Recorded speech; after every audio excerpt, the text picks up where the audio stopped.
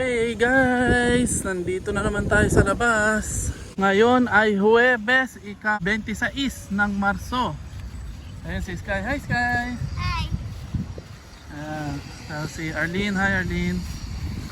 Maglalakad-lakad tayo dito ngayon at mamaya pupunta tayo dun sa supermarket para bumili ng manok at tsaka saging. Doon tayo sa bagsak presyo na supermarket, yung pinuntahan natin isang araw na Viva. Okay, so guys, nandito na tayo sa park. Dito tayo maglalakad-lakad at magpapalipas ng oras. Mamaya, bago mag alas 3, uuwi na tayo. Pero dadaan muna tayo dun sa supermarket para mamili. Kasi si Sky may pasok ng alas 3 to 6 p.m. Dapat silang face to face, online class pa lang. Okay guys, napakaganda ng araw ngayon.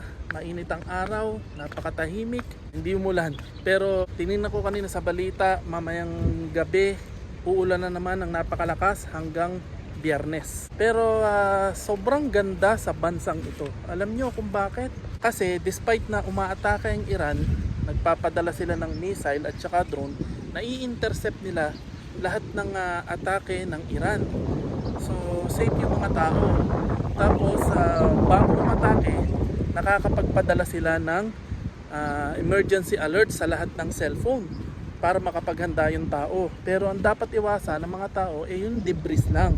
Kasi lahat naman nai-intercept ng depensa ng bansang to. Tapos, despite ng krisis, eto naman yung ulan. Umulan naman. Eh di ba disyerto to? Hindi umuulan dito. Bihira ang ulan dito. Isang beses sa isang taon. Minsan hindi umulan kagaya last year. Hindi naman umulan. So lahat ng pagsubok, lahat ng problema, napapaghandaan nila, pinaghandaan nila. Kaya walang nagiging problema kasi napapaghandaan nila in advance. Ganon sila kagaling at ganon sila kahanda dito. Hindi kagaya ng Pilipinas. Wala pang nangyayari. Wala namang gera sa Pinas. Ang pinagkakaabalahan sa Pilipinas politika pa rin. Hanggang doon pa rin sila sa politika. Kumbaga parang nung COVID-19. Alam nyo nung COVID-19, ang Pilipinas 2 taon na nasa face mask pa rin. Samantalang lahat ng bansa naka-move on na. Normal na yung sitwasyon sa buong bansa. Pilipinas na lang yung nasa face mask pa rin sa loob ng 2 taon. Parang ganun ang Pilipinas. Ano-ano ng kalamidad o problema yung nangyayari. Pero sila, politika pa rin yung inaasikaso o inuuna. Hindi yung kapakanan ng bansa o ng tao, ng mga Pilipino. Kaya mababad trip ka na lang pag, lalo na pag nandito ka sa ibang bansa. Kasi ibang-iba yung kultura dito Kaya masasabi ko talaga napakaganda ng bansang ito. At nagpapasalamat ako at ngayon nandito ako. Siguro nung pandemic at nung nag-for good kami nung 2020. Tapos hindi ako bumalik dito. Hindi ko na alam kung anong sitwasyon namin ngayon. Ay nako, so pasalamat pa rin ako at nandito ako sa bansang ito. At napakaganda ng bansang ito. Kung ano man yung mangyayaring problema, pinaghahandaan nila at napapaghandaan nila in advance. Kaya hindi sila namomroblema. Biro nyo, tingnan nyo naman yung nangyayari dito. Inaatake, missile, drone. Walang problema, na-intercept nila. Tapos napapaghanda nila yung tao para hindi mapahamak yung tao, hindi maaksidente. Naaasikaso pa nila yung tao. Yung mga tindahan, mga grocery, supermarket, full pack o full, hindi nauubusan. Tapos nakakapamigay pa sila ng donation sa ibang bansa at sa mga taong nangangailangan. Isipin nyo yun. Wow na wow talaga. Tapos ito na nga, may problema sa langis dahil sa nangyayari sitwasyon. Pero hindi naman nagtataas yung langis dito. Although yung ibang bilihin, mga nagtataas ng presyo, pero may pamimilian ka, may kompetisyon. Meron kang mapupuntahan na grocery o supermarket na napakamura ng bilihin o bagsak presyo. At may mga nagsesale pa rin, sobrang dami nagsesale. So may pamimilian ka pa rin. Katulad mamaya, yung pupuntahan namin supermarket. Diba pumunta kami sa ibang supermarket, ang mamahal ng saging, sibuyas. Pero dito sa pupuntahan namin supermarket, bagsak presyo. Kaya dito kami mamimili ngayon ng bigas at saka saging at saka yung manok. At dahil sa itong darating na Sabado, pupunta kami doon sa tiyuhin ko para bumisita, makapagkwentuhan, magkamustahan. Kaya bibili kami ng manok at yun ang lulutuin namin doon sa tiyuhin ko. Ito ko lang i-appreciate ang mga namumuno sa bansang to, ang bansang ito kasi napapanatili nila yung kanilang alam mo yung integridad, yung kanilang kagandahan ng bansang to, at saka katahimikan. Kasi lahat ng problema darating napapaghandaan nila.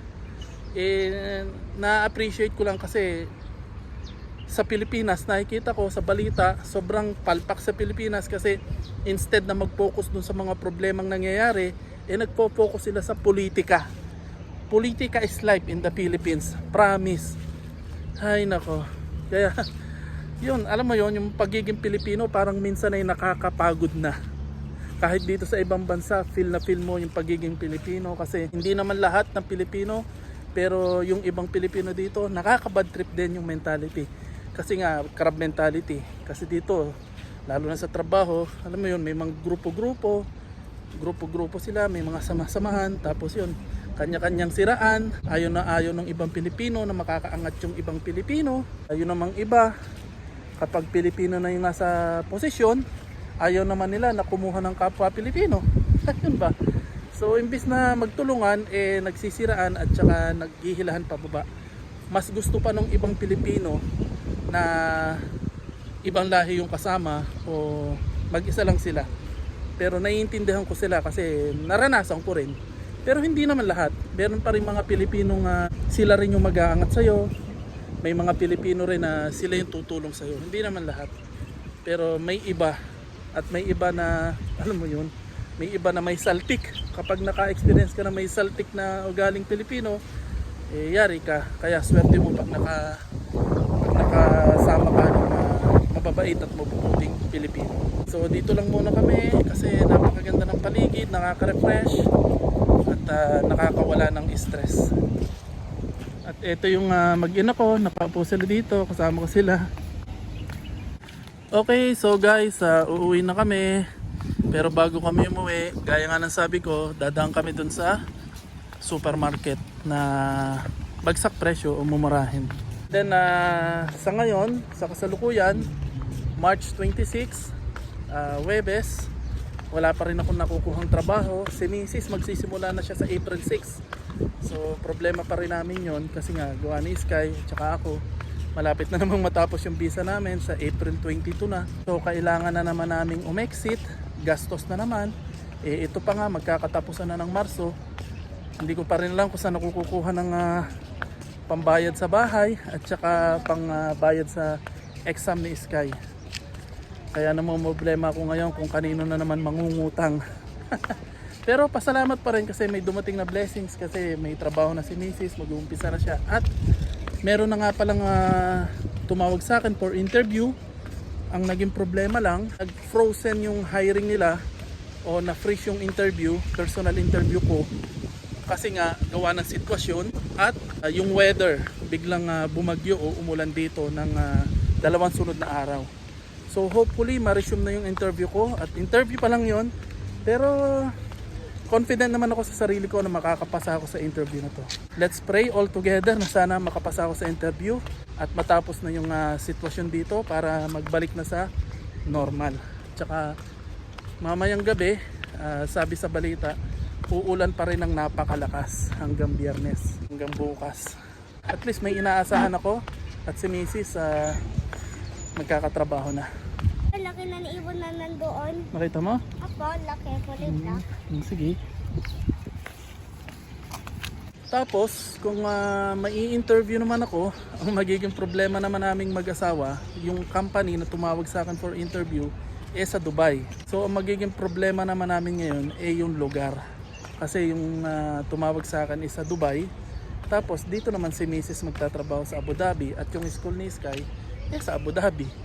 Yun naman ang aming pag-iisipan na gawa ng solusyon kung matatawagan ako for interview at makapasa ako sa interview. Kasi doon ako makapagtrabaho sa Dubai. Magkakahiwalay kami. Yun lang another challenge. So may challenge na namang dumating sa amin. Just in case na matanggap ako doon sa trabaho, doon sa interview. Okay, pero at least yun, may pag-asa. Kasi sagip visa na ako kahit ano na papatulang ko. Wag lang akong umexit kasi wala naman kaming pera na pang-exit ulit. Ay nako, awa ni God, makakaraos din kami.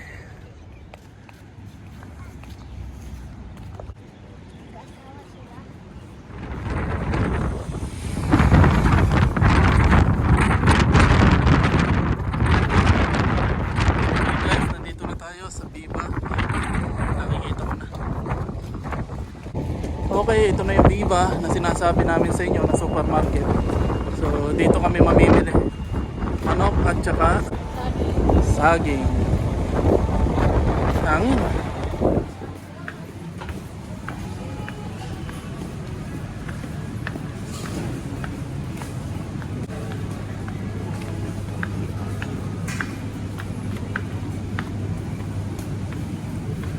Ayan, mura lang ang saging dito eh. Kilo ng saging.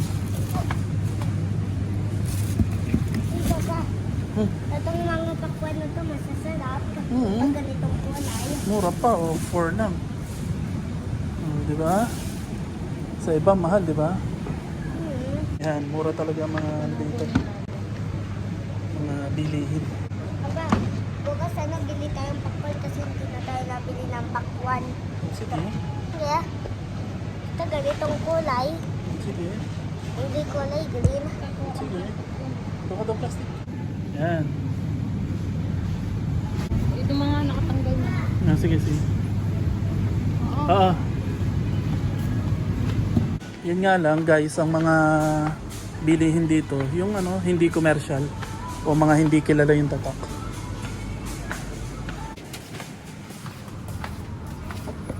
Okay.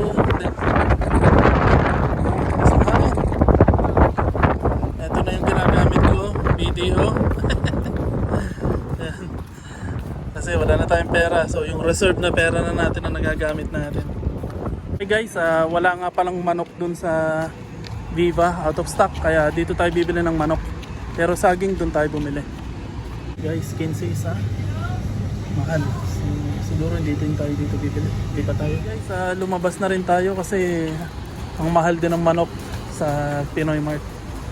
Tingin tayo dito sa iba. Okay, tingnan natin dito sa palengke. Baka may murang manok. Palengke supermarket.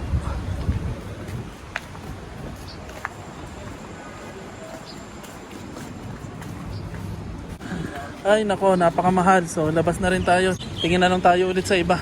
Mahal, mahal, mahal. 24.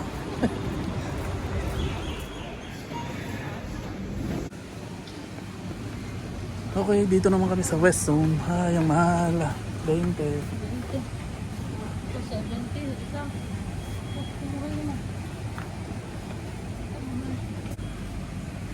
Ang mahal niya.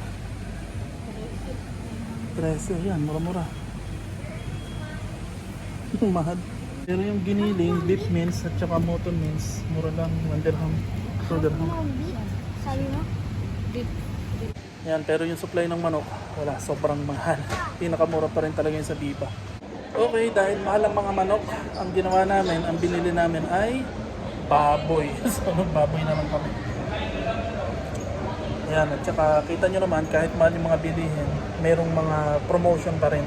Okay, pauwi na kami. May pasok pa si Sky Online. Hey guys, nandito na kami sa bahay. Nakapamili na kami. Ano nga, naubusan kami ng stock sa Viva ng manok. And then tumingin kami sa ibang supermarket. Napakamahal. So pag may mahal, hanap kami ng mura. So napagdesisyon na namin na magbaboy na lang kasi mas mura.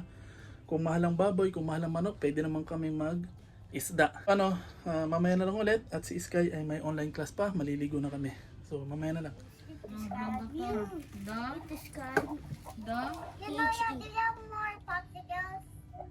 Nakapaligo na ako, nakapaligo na kami. And then si Sky tapos na yung online class niya. Sky, tapos na online class mo? Opo. Wow, very good. Very good ka sa class? Happy birthday, baboy. Happy birthday, baboy. Ay, nako, nauti na naman si Sky. Hyper na naman. So guys, tapos na yung online class ni Sky. And then alas 5 na ng hapon. And nakakainip dito sa kwarto. Kaya bababa muna kami, lalabas. And then si Sky, paglalaroin namin dun sa maliit na park. Okay? So see you na lang sa susunod naming video. At huwag nyo kalimutan mag-subscribe at panoorin nyo pa rin yung mga luma kong video para masubaybayan nyo ang istorya namin dito. Comment po kayo kung ano masasabi nyo sa sitwasyon sa Pilipinas at sitwasyon dito sa UAE. Alright, so bye-bye! See you sa susunod na video. Bye, Sky! Hey, bye-bye na! Bye! Bye!